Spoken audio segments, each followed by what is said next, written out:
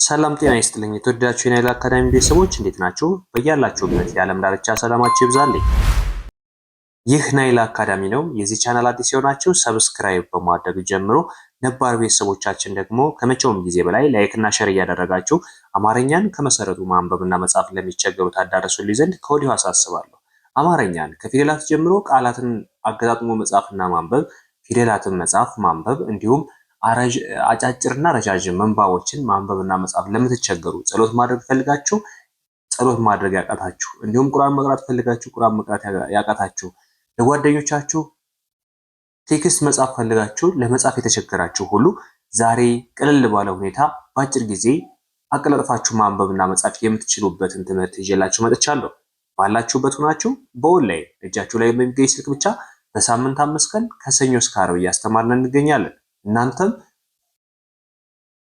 በአጭር ጊዜ ፍላጎታችሁን ለማሳካት ወደኛ ጎራ በሉ። እንዴት መማር እንችላለን ብላችሁ የምትቸገሩ ካላችሁ ደግሞ እዚህ ጋር በማስቀምጥላችሁ ስልክ በቀጥታ በመደወል በኢሞ፣ በዋትስአፕ፣ በቴሌግራም አሊያም ሊንኮቻችን በመጠቀም ዘወትር ከሰኞ እስከ ዓርብ እያስተማርን እንገኛለን። ከጠዋቱ 12 ሰዓት እስከ ሌሊቱ በ6 ሰዓት በኢትዮጵያ በኦንላይን ትምህርታችሁን መከታተል ትችላላችሁ። በመረጣችሁ ሰዓት በቀን ለአንዳንድ ሰዓት በሳምንት ለ5 ቀን ያህል ትምህርቱ እየተሰጠ ይገኛል። እናንተም ይህ እድል ሳያመልጣችሁ ሳትዘገዩ ሳታረፍዱ አሁኑኑ በመማርና በመለወጥ ራሳችሁን ጥሩ ደረጃ ላይ ማድረስ የምትችሉበትን ሁኔታ ይዘንላችሁ ብቅ ብለናል። ዛሬ ደግሞ አጫጭር ጽሁፎችን እንዴት ማንበብ እንችላለን፣ እንዴትስ መጻፍ እንችላለን። ከዚህ በተጨማሪ ደግሞ እነዚህ ስታዩቸው አጫጭር ጽሁፍ መስለው የሚታዩ ነገር ግን በውስጣቸው ብዙ መልእክትን ያቀፉ ትምህርታዊ ጥቅሶች ናቸው። እነዚህን ትምህርታዊ ጥቅሶችን በማስታወሻ በመያዝ በየጊዜው በማንበብና ራሳችሁን በመለወጥ እንዲሁም ለሌሎች ደግሞ ሸር በማድረግ ትጠቅሟቸው ዘንድ ከወዲሁ አሳስባለሁ። አሁን ቀጥታ ወደ ትምህርቱ ነው የሚሄደው። በአጭር ጊዜ ራስን ለመለወጥ የሚጠቅሙ አንደኛ፣ ሁሉም ነገር መፍትሄ አለው። መንጋቱ ላይቀር እንቅልፍ አትተህ አትደር። ሁሉም ነገር መፍትሄ አለው። ሁሉም ነገር መፍትሄ አለው። መንጋቱ ላይቀር እንቅልፍ አጥተህ አትደር። እንደው ሰምታችሁ ከሆነ ለአንድ ችግር በውስጡ ከ10 ያላነሱ መፍትሄዎች አሉት። ለአንድ ችግር በውስጡ ከ10 ያላነሱ መፍትሄዎች ይኖሩታል። መፍትሄ የሌለው ችግር የለም። ቀን ጨልሞ አይቀርም፣ ነገ ይነጋል አይደለ? በዚህ እርግጠኛ ነን። ዛሬ ፀሐይ ጠልቃለችና ነገ አትወጣም አንልም። ነገ መውጣቷ ላይ እርግጠኛ ነን አይደለ? ስለዚህ ለማንኛውም ችግር መፍትሄ አለው። እህቴ አትጨነቂ፣ ወንድሜ አትጨነቅ። ለችግሮችህ መፍትሄ ፈላጊ እንጂ ተጨናቂ አትሁን። ከችግሮች እንዴት አመልጣለሁ፣ እንዴትስ መፍትሄ እሰጣቸዋለሁ፣ እንዴትስ አልፋቸዋለሁ የሚለውን ሐሳብ በአእምሮህ ላይ አመላልስ እንጂ ይህን ችግር ለምን ተከሰተ ብለህ አትጨነቅ። ችግር የማይገጥመው ሰው የለም። ሰውነህ በዚህ ምድር ላይ ሆነ ትፈተናለህ። ብዙ ውጣ ውረዶች ይገጥመሃል። ነገር ግን የከበደ ችግር ሲገጥምህ ለዛ ችግር መፍትሄ ፈላጊ ወይም መፍትሄ ሰጪ እንጂ አልቃሽ አትሁኝ ወይም አትሁን። ስለዚህ ሁሉም ነገር መፍትሄ አለው። መንጋቱ ላይቀር እንቅልፍ አጥተህ አትደር። እንቅልፍ አጥተህ አትደር። የማንኛውም መጥፎ ወይም ከባድ ችግር ለምትለው ሁሉ መፍትሄ ስላላቸው የእነሱ መፍትሄዎች ፈልግ እንጂ በዛ ችግር በማልቀስ ወይም ራስን በመጉዳት የምታገኘው ለውጥ የለም። ሁለተኛ፣ አንድ ሰው በህይወት እያለ መስማት የሚፈልገውን ከሞተ በኋላ አትንገረው። በጣም ይገርማል። አንድ ሰው መስማት የሚፈልገውን በህይወት እያለ መስማት የሚፈልገውን ከሞተ በኋላ አትንገረው። መቼም ከሞተ በኋላ ብንነግረው አይሰማም አይደለ? አንድ ሰው ህይወቱ ካለፈ ህይወቱ ከተጠናቀቀ በኋላ ይሄን አድርግ ወይም ይሄን አታድርግ ብንለው አይሰማም አይደለ? አልፏል። ምንም ይሰማ በድን ነው አይደለ? ምንም የማይሰማ በድን ነው የሚለው። እሱን ማለት አይደለም የተፈለገው። አንድ ሰው በህይወት እያለ መስማት የሚፈልገውን ከሞተ በኋላ አትንገረው ማለት አንድ ሰው በጊዜው በወጣትነቱ ወይም ወደ ስኬት እየሄደ እያለ ወይም በቦታው ላይ ባለበት ሰዓት መናገር ያለብን ነገር ሳንነግረው ካለፈ በኋላ መንገር ነው። ከሞተ በኋላ ማለት ያን ነገር ማድረግ ከማይችልበት ደረጃ ከደረሰ በኋላ ወይም ካለፈው በኋላ ብንነግረው ምን ይጠቅመዋል? የሞተ ሰውን እንደመቀስቀስ ማለት ነው። ስለዚህ አንድ ሰው በህይወት እያለ መስማት የሚፈልገውን ነገር ከሞተ በኋላ አትንገረው ማለት እሱ ነው። በቃ አለቀ። አስፈላጊ በሆነበት ሰዓት ብቻ እንድረስለት።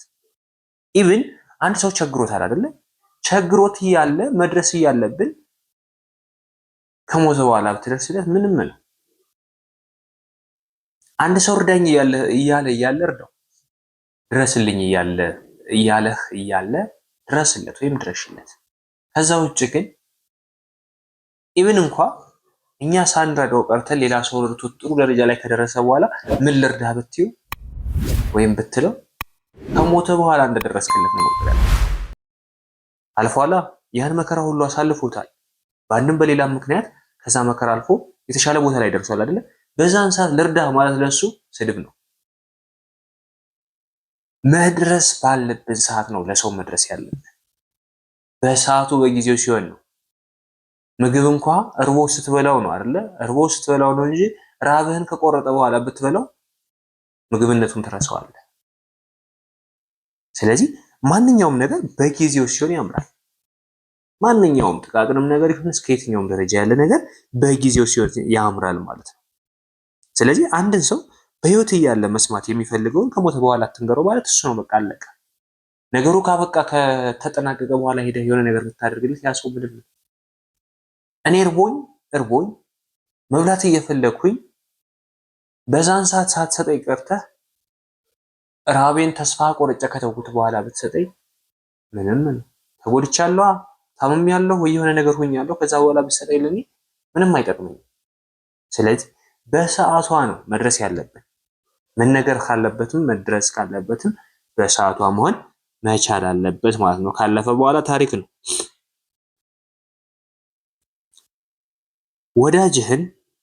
ወዳጅህን በመጠኑ ውደድ፣ ምናልባት ወደፊት ጠላት ሊሆን ስለሚችል።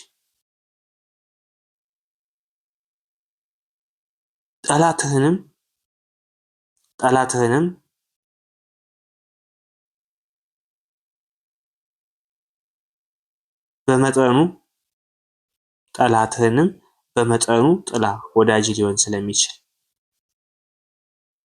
ልብ በሉ። ወዳጅህን በመጠኑ ውደድ፣ ምናልባት ወደፊት ጠላት ሊሆን ስለሚችል። እውነት ነው፣ አይታወቅም። ጠላትህንም በመጠኑ ጥላ፣ ወዳጅ ሊሆን ስለሚችል። የሰው ልጅ ጠላት የለውም ወይም ወዳጅ የለውም ማለት አይቻልም። ጠላትም አለው ወዳጅም አለው። ነገር ግን ጠላትህንም ስትጠላ እስከ መጨረሻው አትጥላው፣ ወዳጅንም ስትወድ እስከ መጨረሻው አትወደደው። ሁሉም ሊገለባበጥ ይችላል። ልብ ብላችኋል? አብዛኞቻችን አንድን ሰው ስንወደው እስከ ህይወታችን መጨረሻ ድረስ እንወደዋለን። የሆነ ቀን ላይ ግን ጠላታችን ሆኖ ደግሞ ለእይታችን እንኳን እናስጠላዋለን ወይም ከእይታችን እናርቀዋለን። ይሄ ምንድን ነው? ስንወድ ራሱ በፐርሰንት መሆን መቻል አለበት። አቀራረባችን በልክ መሆን መቻል አለበት። ከልክ በላይ ካለፍን ማርም ይመራል፣ ይዘጋናል አይደል? ማር ጣፋጭ ነው። ከልክ በላይ ሲያልፍ ግን ያስጠላናል። እንደው ማርን ተውትና የማንሰለቸው እንጀራ በብዛት ኢትዮጵያ ላይ ነው የሚታወቀው። የማንሰለቸው እንጀራ እንኳን ከጠገብነ ያቅረናል፣ ያስመልሰናል አይደል? ስለዚህ ማንኛውም ነገር በልኩ መሆን መቻል አለበት። ወዳጅን ስትወድ በመጠኑ ውደደው። ገደብ ስጠው፣ ገደብ ይኑርህ።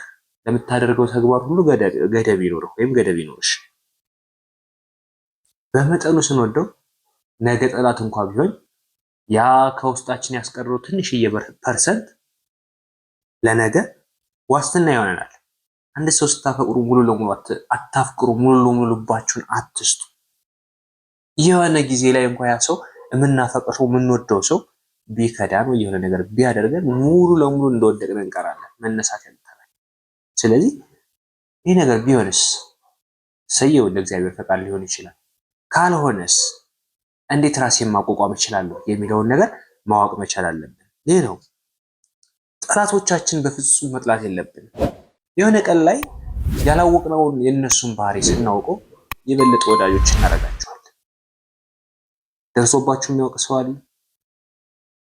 ምናልባት አንድን ሰው እንዲሁ በእይታ ጠልታችሁት የሆነ ጊዜ ላይ ደግሞ በደንብ ቀረብ ብላችሁ ስታዩት የእናንተ የመጀመሪያ ምርጫ ሰው ሆኖ ያውቅም?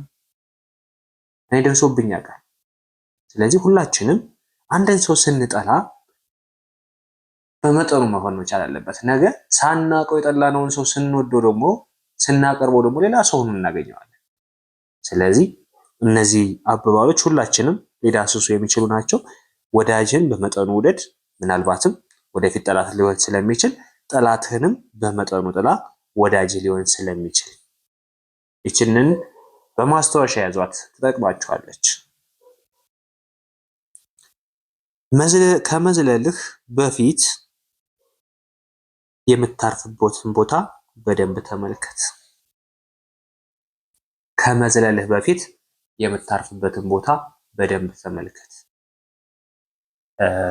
በተለይ ብዙዎቻችን በወጣትነት ከፊት ምን ይገጥመናል ሳይሆን ዛሬ ምን ማድረግ አለብን ብለን ነው የምንነሳው።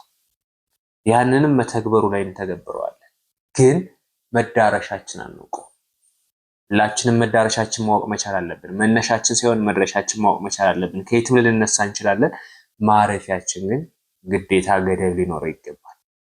ከዚህ ተነስቼ እዛ ላይ ማረፍ አለብኝ ብለን ማወቅ መቻል አለብን፣ መወሰን መቻል አለብን። ማረፊያችንስ ምን ያህል ሊያስቆመን ይችላል?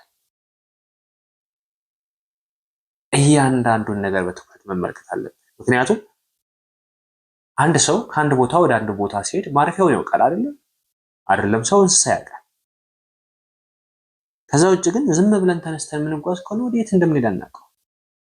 መንገድ የሆነው ሁሉ ይወስደናል። ማረፊያችን ግን ከየት እንደሆነ አናውቅም።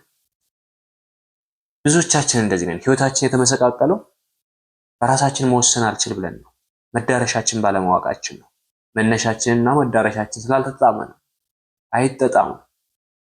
ስለዚህ እያንዳንዳችን ለምናደርጋቸው ድርጊቶች በትኩረት መመልከት መቻል አለብን።